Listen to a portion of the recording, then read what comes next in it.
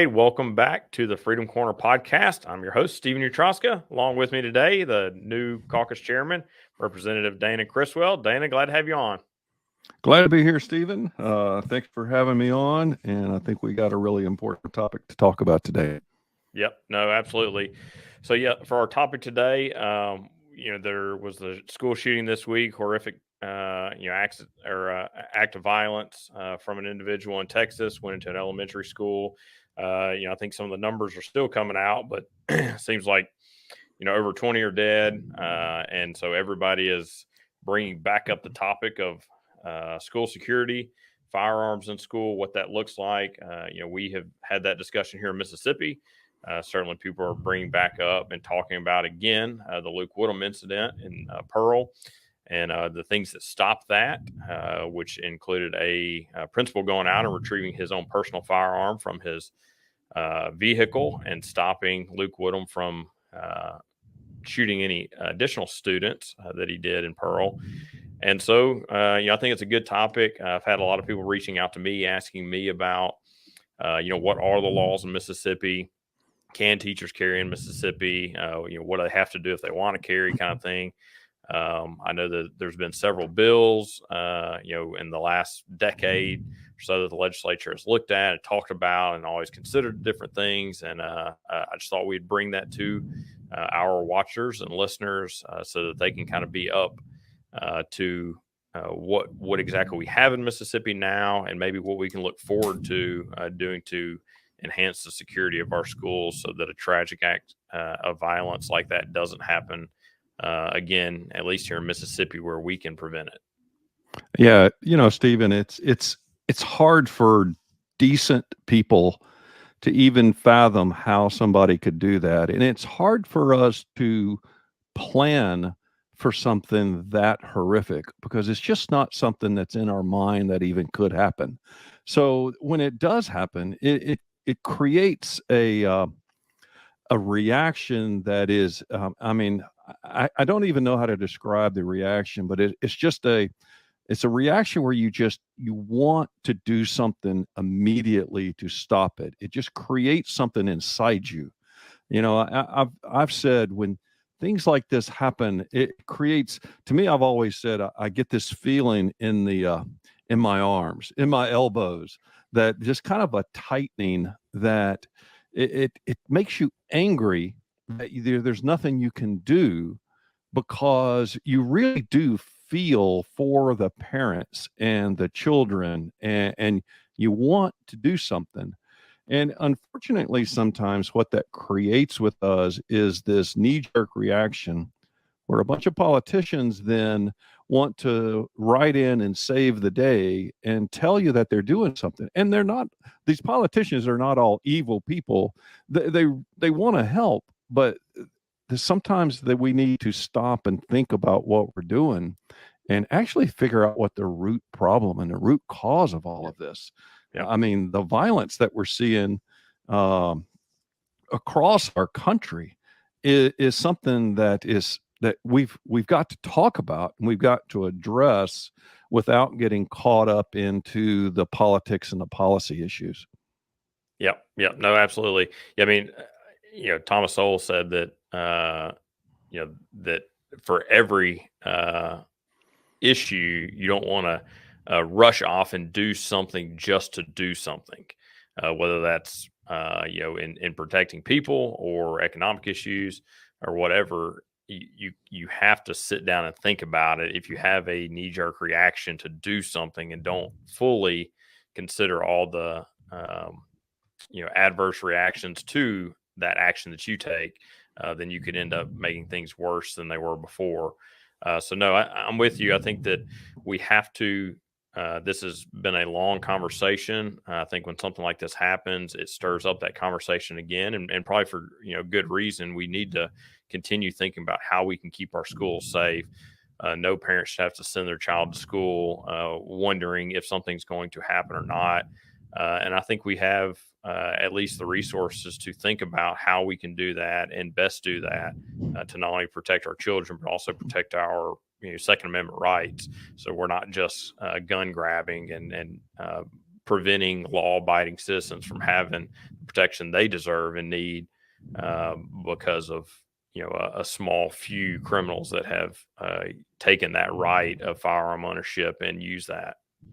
And we've seen this across the nation. We all know, I mean, whether it doesn't matter whether you're liberal, conservative, Democrat, Republican, cops can't be everywhere. We don't have the resources nor the desire to put a police officer on every corner and everywhere. And in Mississippi, we're lucky in that we have laws that recognize that and recognize that we all have a responsibility to keep ourselves safe and to keep those around us safe. And we can do that. And that doesn't mean just carrying a gun. That means that we have resources, we have the ability within the law. I mean, there are some states that don't even allow you to carry pocket knives. They don't allow you to carry pepper spray. They completely disarm you. And the good thing about being in Mississippi is that our laws are written to where the citizens have the ability to protect themselves, whether it's with a knife, whether it's with a stun gun, whether it's with a firearm. Right. So we have those laws in place. And we have the laws now, I think, to address this. There's a big call, and understandably, people see this and they start saying, we've got to do something. We've got to pass a new law. We really don't need any new laws. I think what we need is for people to agree that this is a serious issue and needs to be addressed, and demand that their local officials and their school board address it, because the state has given them the tools to address these issues if they will. They just often don't want to spend the money on it. Yeah. So, what are some of the tools you think that local school districts have, or the teachers have, or that parents can ask of the teachers or school districts so that they can make sure that their children are safe? What would be your ways that you're suggesting that we could do that? Well, in thinking about this, I think, and this does not apply in every instance, but in this instance that just recently happened in Texas, simply locking the school doors would have prevented that, or would have at least slowed him down, even if there was one door open. Now, in DeSoto County, I had 3 of my kids that attended public school in DeSoto County, and all the grades. So I don't know every school in DeSoto County, but I know quite a few of them. And to my knowledge, every one of them had all their doors locked. Whenever I went to eat lunch with one of my kids or check them out early or something like that, I had to go in one door, which went right to the office, and you have to go through the office. So while it doesn't, I mean, somebody could rush in, but all it takes is a little bit of vigilance then for them to watch that door and always have a secretary there and understand the importance of their job, and just simply locking that door and simply then having everybody come through that one door. Now, I understand that in elementary school, you've got kids on recess and this and that. So it doesn't solve everything, but just the simple act of locking our doors and understanding the importance of keeping them locked would prevent a lot of the violence that we've seen. So to me, that's the main way. That's the simplest way. Every one of them has a lock. Every one of them can put a secretary or somebody there to say, it's your job to let people in. This kid runs up there with a rifle. Don't open the door. So that would prevent a lot. And it's very simple. The problem is right now, some people don't want to hear just simple answers. They want to hear something more complicated. The other way that I think, or the second way that, as looking through this, is we've heard it, and it's kind of become a joke to say a good guy with a gun. If there's a bad guy with a gun, you need a good guy with a gun. And putting a police officer in Mississippi, we have school resource officers. They are trained law enforcement officers, putting them in schools. And again, in DeSoto County, to my knowledge, every school has a school resource officer, or If they don't have the school resource officer, I know the sheriff provides deputies that actually go to the school. I know Yeah. Olive Branch Police Department provides officers that actually go to the school, and so they're there. So a good guy with a gun, that now then he is there on the spot. He can't be everywhere at the same time, but his response time is much faster if he's right there. And the thing is that the state has addressed this, and we have what's called the MCOPS program, which is I had to look it up because I forget all these names. Mississippi Community Oriented Policing Services. So the state of Mississippi will pay $10,000 per year towards an officer who is then going to be assigned as a school resource officer. So this officer could be hired by the local police department or the sheriff's department, and the state of Mississippi will then pay $10,000 of his salary.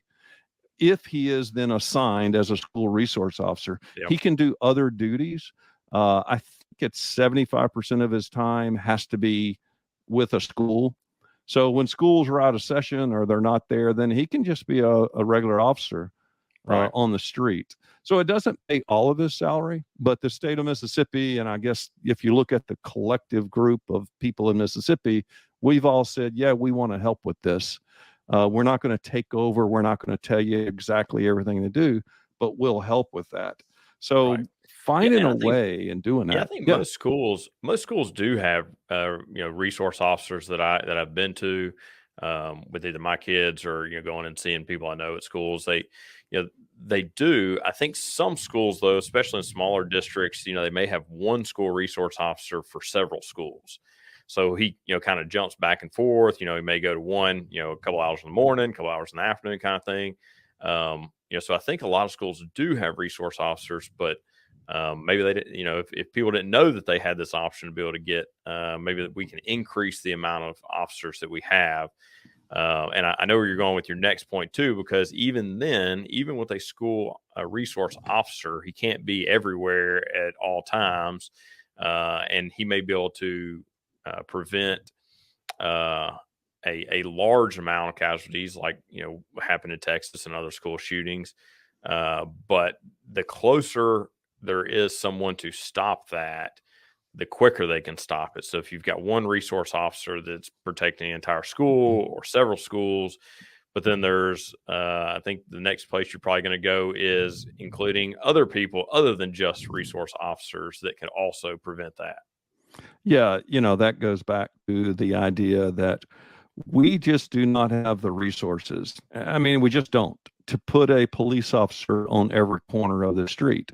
Yeah. We don't have the resources to put a police officer at every door of the school. It's just not going to happen.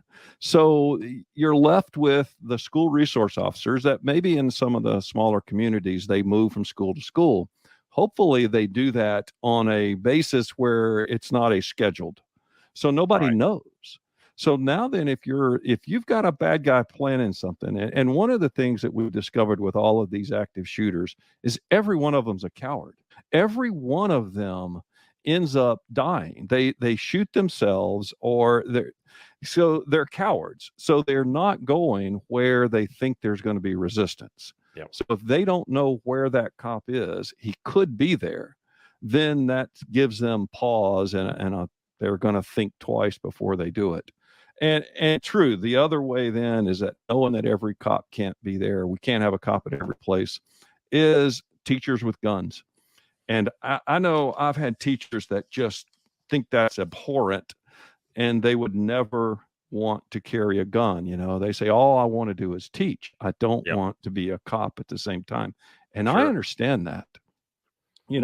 I compare that to after 9/11, the Congress passed what's everybody knows it as pilots with guns. And because one of the things that they knew, they started the Federal Air Marshal program. But just like cops at schools, there is no possible way that we can have a federal air marshal on every single airplane. So Right. the federal air marshals they're scattered around different flights. Nobody knows where they are.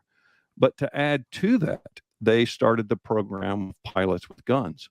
And it's not every pilot, it is 100% a volunteer program. Pilots for airlines, if they want to do it, they volunteer to do it. They train on their own time. Hmm. They do every bit of it it's all volunteer. They don't get paid, they don't get reimbursed. They do all the training on their own or on their own time. And now then what they've done is they've added a good guy with a gun on multiple airplanes that didn't cost the federal government that much. It cost a little bit to run the program, but not Right. that much because nobody's being paid. And again, it's just like nobody knows which pilot has a gun and which pilot does not. Yep. It's actually considered a federal secret as to which pilots might have guns and are in this. Yeah. So it would be very easy to create a program like that for teachers. It actually could be created by the local school board in conjunction with the local sheriff. We don't need any additional laws in Mississippi in order to do that. A teacher right now with a Mississippi firearms permit that has the enhanced, where they've had instructor training, is perfectly legal to carry a firearm at school. An individual like myself, I am perfectly legal for me to carry a firearm to any public private school. Now, what stops teachers is the employment contract with their Right. local school board. So if you think they should have teachers with guns, who's stopping them is your local school board. It's not the state. It's not the local law enforcement, local sheriff. It's your local school board. They could fix this tomorrow in a special school board meeting by changing that employment regulation. Yep. Yeah. I saw on some chatter on social media. There was actually another representative who was very familiar with the Pearl shooting, and she was not an advocate of allowing teachers to have guns. And her argument was, as well, the principal that stopped the Luke Woodham and Pearl from shooting. He had extensive military training. He was a retired military guy, and only because of that was it okay that he was able to stop this. But teachers that don't have that training, shouldn't have it. This and that. First thing that came to my mind is, I don't know if every high school in Mississippi does, but a lot of big high schools in Mississippi have ROTC programs. Well, if 100%, then let the ROTC teachers or instructors, what do they call them, let them carry, and let them, I mean, concealed, let them carry concealed. So it's not out in the open. It doesn't, that Right. scares people sometimes to understand that, but let them carry. And then I bet you there's a lot of teachers that have, military backgrounds that you don't know about. They go in and do military, they come back out, they have their GI Bill, they go to college, they get, a degree and come back and teach. And so, even with her argument, we could still have more people in schools that have training, extensive training, military background, police background, whatever it may be, that are teachers now, to allow them to do that, if that's their only argument against it. But I think anybody that wants to volunteer to get the concealed carry, enhanced, and if the school district says, "Hey, we want you to do additional training," fine, let them do additional training. Have some specific, school place training with firearms. I know a lot of the sheriff's departments and municipal police departments do school training, specifically school shooting, or whatever they call it, event training. If something happens at a school, how they will respond. Well, let some of the teachers that want to be involved in that program be involved with some of those drills and trainings that they do with the local law enforcement. I think that there's lots of ways that we could safely have teachers or instructors get training that they need, so that if something happens, we are better prepared than just waiting on law enforcement to show up. And I don't know what the truth behind the matter. I don't know if we'll ever know the full truth about it, any of the shootings that happened. But there's some rumors at least going around that it took the responding police officers in the Texas school 40 minutes to even engage. So again, if you're on the outside, you're a police officer and you show up and you're not sure if you should go in or not, and you're going to sit around for 40 minutes waiting on, some kind of special tactics or SWAT to come in. I guarantee if you're a teacher with a gun, you're not waiting around on anything to happen because it's your life that's in danger because you're inside the school with the shooter and you're going to take action. You're not going to sit around and wait for it. So whether law Right. enforcement did wait in that circumstance, whether they hesitated before they went in and it cost more lives or not, I think that all of that could be solved by teachers or instructors caring. Right. And you're talking about the training. Number one, just like the pilots with guns, it would have to be 100% voluntary. There are Right. some teachers who would never want to and never will, and that's fine.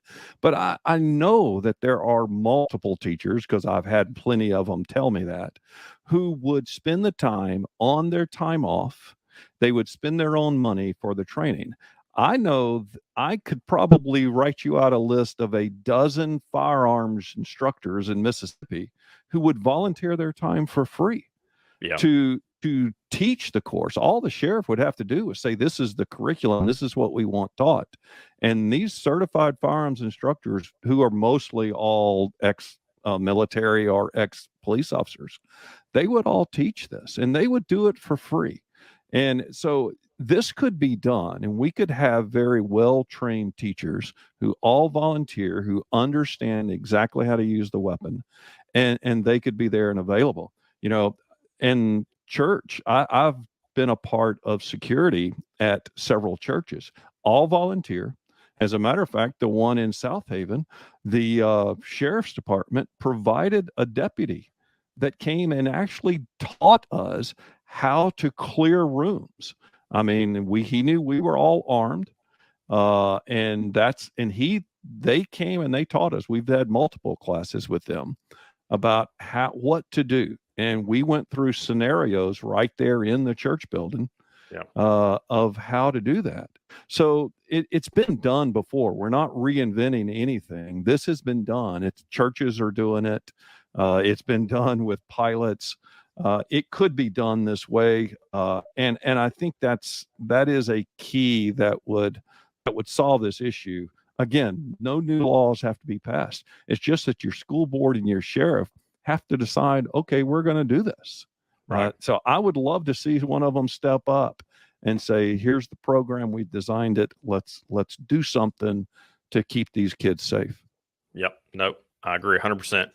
All right. Well, with that, I think the conclusion there is anybody that's watching or listening, if you want to see change happen, again, it's got to happen at the local level. It's not the state. It's not the feds. It's your local school board. I think plenty of law enforcement officers and sheriff's departments would love to be involved in that and help train some teachers. So I think it comes down to making sure the school board will allow the teachers through their employment to be able to do that and get involved in a program like that. But with that, we'll end it there, and we'll end the podcast how we always do, with me saying, Dana, there's no one else I would rather have fighting in my corner. Thanks so much for being on the Freedom Corner podcast. Everybody take care, and God bless.